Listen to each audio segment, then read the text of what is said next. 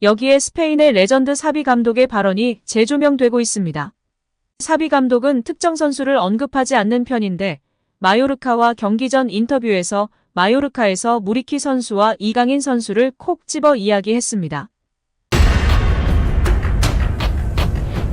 여기에 영국 매체 더미러는 올 시즌 현재까지 알려진 최고 연봉 톱10 리스트를 공개했습니다.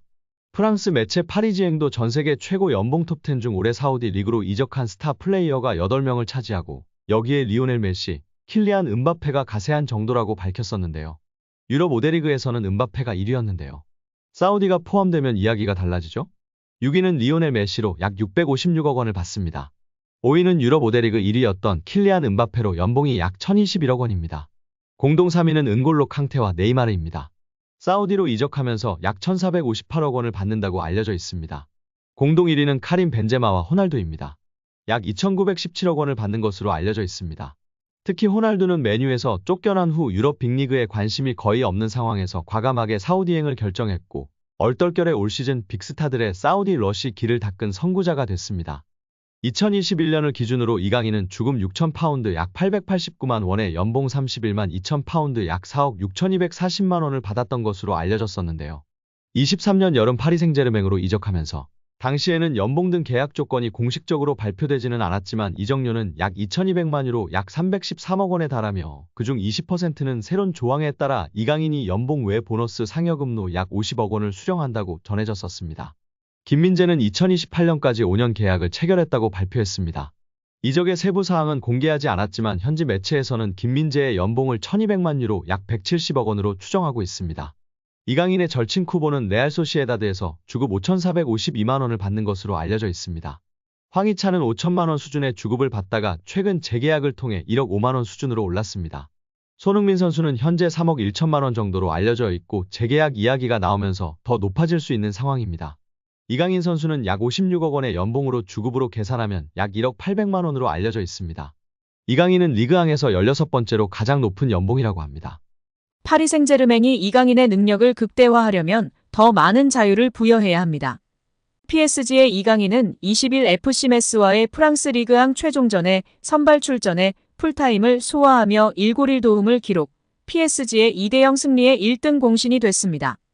오른쪽 윙어로 출전한 이강인은 어느 때보다 자유롭게 움직이며 마음껏 기량을 발휘했습니다. PSG 이적 후 이강인은 개인 플레이는 최대한 절제하고 동료에게 패스를 연결하는 데 집중하는 모습이었습니다. 한 시즌 내내 플레이 스타일은 크게 달라지지 않았습니다. 킬리안 음바페나 우스만 덴벨레 등 슈퍼스타들의 존재 때문인지 이강인의 플레이는 어딘가 소극적으로 보였습니다. 반면 이날은 공을 잡는 위치가 다양했고 플레이도 더 자유로웠습니다. 좀처럼 시도하지 않던 과감하고 화려한 드리블은 마요르카 시절을 보는 듯 했습니다. 자유를 부여한 만큼 이강인이 팀에 미치는 긍정적인 영향력도 더 커졌는데요. 두 골에 모두 직접 관여하며 승리를 이끈 게 그 방증입니다. 공교롭게도 이날은 음바페와 덴벨레 등이 출전하지 않았습니다. 이강인이 더 많은 임무를 수행한 이유 중 하나입니다. PSG는 음바페가 없는 상황을 대비해야 합니다. 음바페는 이번 시즌을 끝으로 PSG를 떠납니다. 계약이 종료된 가운데 음바페는 연장을 거절했고 레알 마드리드 이적이 유력합니다. 루이스 엔리케 감독의 고민이 깊어질 수밖에 없는데요. PSG는 음바페 공백을 채우기 위해 공격수 영입을 다각도로 검토하고 있습니다. 하지만 음바페 수준의 선수는 영입하기 어렵습니다. 애초에 음바페 실력에 준하는 공격수 자체가 희귀합니다. 결국 다른 방식으로 전환해야 합니다.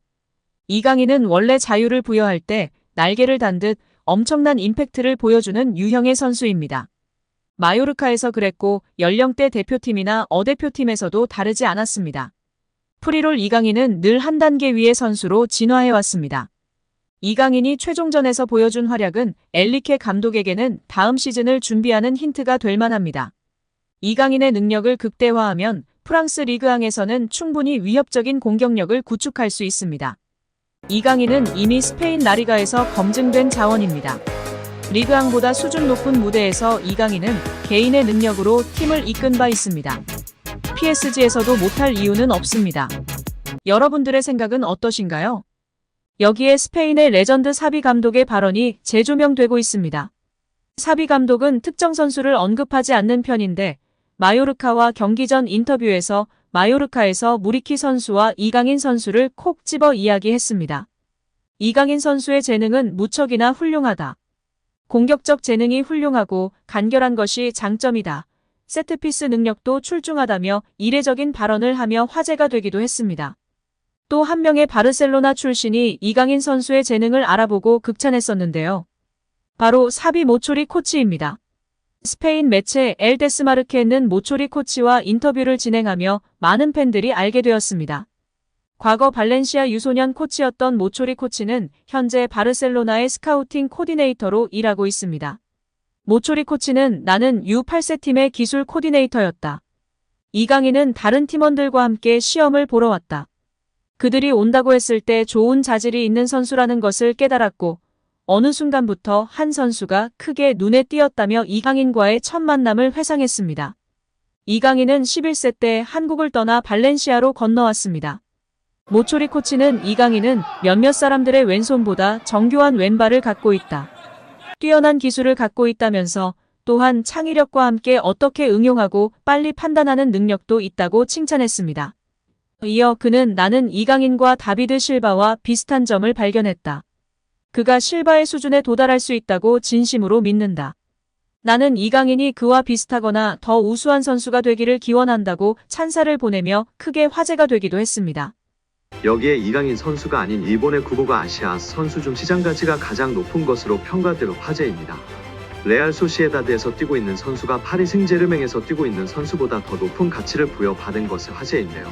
국제축구연맹 피파 산하 국제스포츠연구센터는 9일 아시아 출신 선수 중 시장 가치가 높은 10명을 소개했습니다. 매체가 소개한 시장 가치가 높은 아시아 선수 10명 중 한국 선수는 4명, 일본 선수는 6명이었습니다. 매체는 일본의 구보의 시장 가치를 9,200만 유로 약 1,366억 원로 책정해 아시아 선수 중 몸가치 가장 높은 선수로 소개했습니다. 구보는 지난 2022년도 시즌부터 레알 소시에다드에서 활약하고 있는 가운데 2023년도 프리메라리가에서 30경기에 출전해 7골을 터뜨리는 활약을 펼쳤습니다. 구보에 이어 이강인이 시장가치 4,970만 유로 약 738억 원로 아시아 선수 중 두 번째로 시장가치가 높았습니다. 이강인은 파리 생제르맹에서 5골 5어시스트를 기록하며 프랑스 리그앙, 트로페 대 샹피용, 쿠프 드 프랑스 상관왕 주역 중 한 명으로 활약했습니다. 프리미어리그 브라이튼 소속인 일본의 미토마가 시장가치 4,370만 유로 약 649억 원으로 아시아 선수 중 시장가치가 세 번째로 높았습니다. 바이에른 미넨 데뷔 시즌에 고전한 김민재는 시장가치 4,060만 유로 약 603억 원으로 아시아 선수 중 시장가치가 네 번째로 높았습니다. 이어 황희찬이 시장가치 2,940만 유로 약 437억 원으로 아시아 선수 중 다섯 번째를 기록했습니다.